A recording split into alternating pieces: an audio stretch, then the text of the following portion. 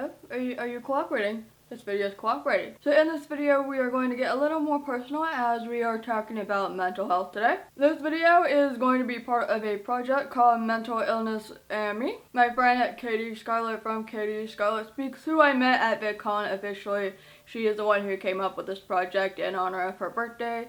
And I said yes, and here we are. So if you didn't know, I have depression. I am a very depressed individual. I made a video last year called Depression Sucks, which it was filmed during the week when I was just, I didn't feel like doing anything. I didn't feel like doing YouTube. All I wanted to do was sleep. I was having breakdowns. I was having temper tantrums. Lots of anger management issues. It's something that comes from a lot of things. One, mostly my childhood. I had a very crappy childhood growing up.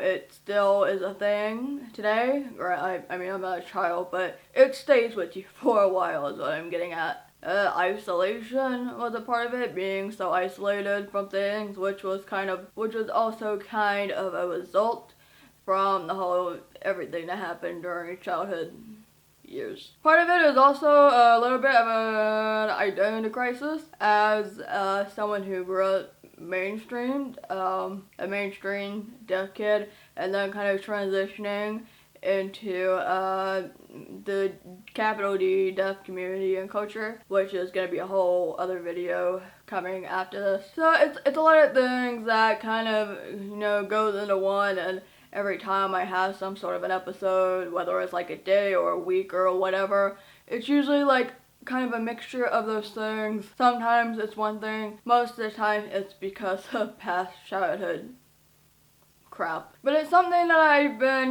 trying to improve on. I know that depression is something that's never just gonna go away, but I like to at least try to get away from the stuff that's causing it as much as I possibly can. Right now is something that I can't just be like, pack up everything and go unless I wanted to like crash and burn financially, which is not a smart thing to do. So, I just try to like put myself in more of a safer space in my head, physically, wherever I might be. If I need to like go somewhere for a little while and just chill, that's what I do.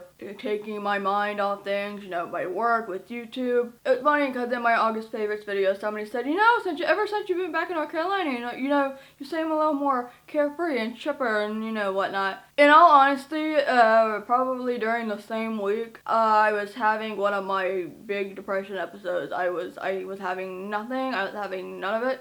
I didn't want to do YouTube at the time. Not like I didn't want to quit it, but I just didn't want to like do it.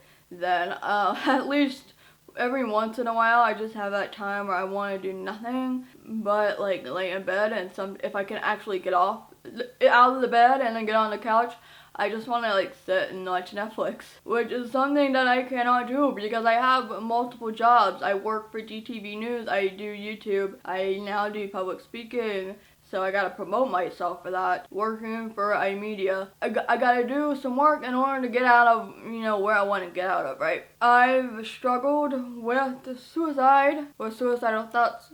Growing up, I remember sometime when I was a teenager, this is when stuff was really, really bad. I remember I told myself, by the age of 21, if I wasn't where I wanted to be at the age of 21, I was going to kill myself. I won't lie and say that there wasn't an attempt of some sort. Then I told myself after that did not work, I said if I wasn't where I wanted to be, I was 25, I would try to do the same thing. I turned 25 about 2 months ago. I will say though, I didn't try anything because I am in a better place mentally. At least most of the time, I'm in a better place than I was, 8 years ago. Opportunities in my life, my career path has been changing. Something's been happening. So I think that's what's been keeping me going. I think finally seeing a change, because I've been working with doing YouTube stuff and trying to change my life for the past 5 years, and it wasn't really working for the first 4 years, which was a big struggle. So that kind of just didn't help my mental health. But now, things are turning around, so it's better, and I feel like there's a light at the end of the tunnel. However, those things aren't always permanent. Positive change is not always permanent. Depression, you can't just turn on and off like this ring light. I'm desperately wanting to turn off. It's so hot. And that's the thing about depression is people are like, you can, you know, act happy for the camera or, you know, in front of people, and they think that, you know, you're not depressed anymore. But honestly, it doesn't really matter, because I can be having a grand old time during my life at that particular moment, but then in one instant second, my brain could just be like, nah, not happening today. So just a few weeks before now, I was having those moments. I didn't want to do anything.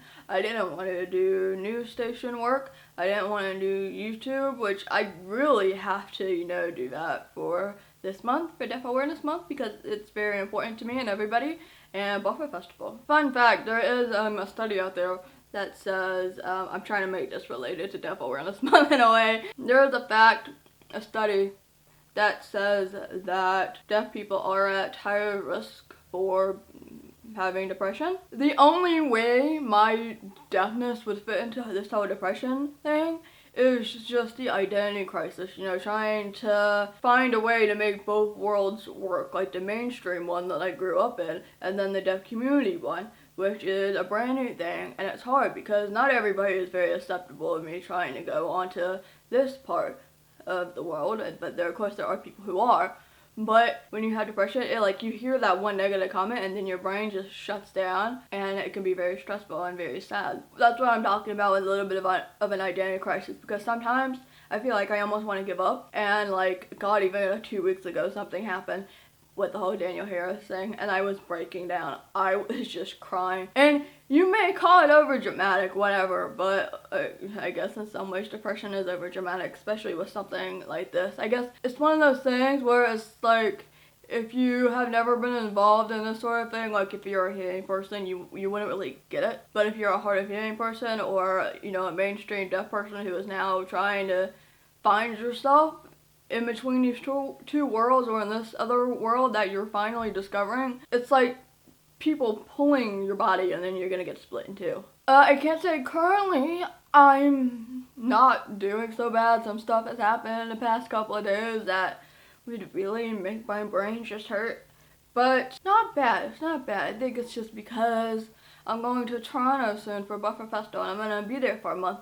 And if you know me, you know I love Toronto, because friends are there and boyfriend is there, so, you know, my deaf friends are there. Some of them. I have like my Toronto deaf friends, and then my Los Angeles deaf friends, and then my news team, which is all kind of scattered across the country. I feel like I don't know how to like kind of wrap this kind of video up. I guess feel free to leave any mental health stories down below or something. I'm not really sure. We can have a nice little conversation, eh? If you want to follow me on my social media, links to that will be down below. If you want to follow me monthly on Patreon and get presents, letters, and all kinds of fun stuff, link to that will also be down below. I have some merchandise if you want some buttons or some funny little prints. There's one fun print, what the heck, Rikki?